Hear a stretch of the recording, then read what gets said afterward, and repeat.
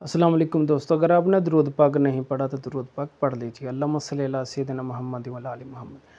अच्छा दोस्तों, आज मैं आपको बात बता रहा हूँ कि सफ़र का, जिस तरह आपको पता है कि ये महीना चल रहा है, इस्लामी महीना है और ये दूसरा महीना है। अक्सर लोग इसको मनहूस समझते हैं, अस्तगफिरुल्लाह माज़ल्लाह, जबकि ऐसा नहीं है कि सफ़र का महीना मनहूस है।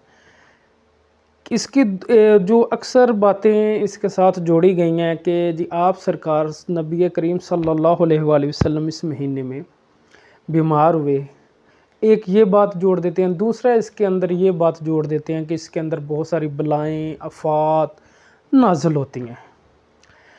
अच्छा, इसका ये कंसेप्ट एक दुनिया में, ये आम माशरे में पाया जा रहा है, मगर हदीस शरीफ क्या कहती है कि बुखारी शरीफ की हदीस है कि ला सफ़र, आप सरकार ने फरमाया कि सफ़र के महीने को मनहूस मानना इस्लाम में बातिल है और गलत है, इस तरह की कोई बात नहीं है।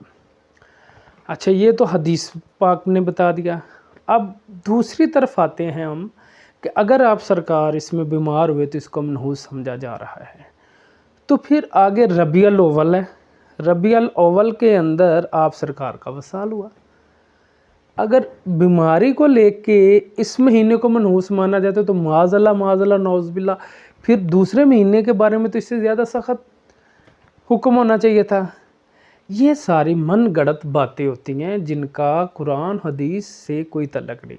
और रही बात ये आफ़ात आती हैं, इसमें मुसीबतें आती हैं, इसमें बहुत सारे ऐसे मसाइल हैं, तो इनका भी कोई जो मोतबर हदीसें हैं या मोतबर रवायात हैं, उनमें कहीं भी इस तरह का ज़िक्र नहीं मिलता। इसलिए सफ़र को मनहूस नहीं मानना चाहिए। ये अल्लाह पाक के महीने हैं और बाइस बरकत वाले महीने हैं, रहमतों वाले महीने हैं। तो ये कंसेप्ट को अगर आपके भी जहन में था तो उसको ख़त्म कीजिए। अस्सलाम वालेकुम। वीडियो को लाइक शेयर कमेंट ज़रूर कर दें।